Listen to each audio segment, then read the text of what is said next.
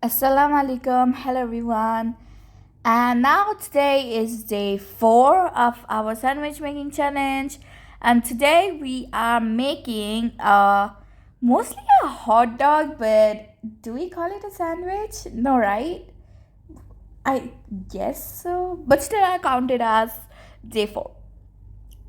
And I just first took out some bread and I sliced it from middle, and there where I made a mistake. But anyway, I'll discuss it later. First, I was trying a hack for cheese and sausage together. I was like, they made a cut in the sausage and then they inserted the cheese after breaking it into small pieces, and then they microwaved it.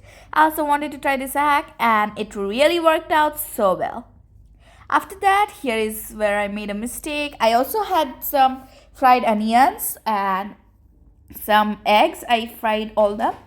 And it was time to put it all together, but there is when I realized that I made a cut somewhere.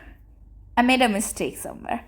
So the mistake was like I cut the bread from the side. I should have cut it from the middle. But it's okay. Next time we'll try it better. For today, bye.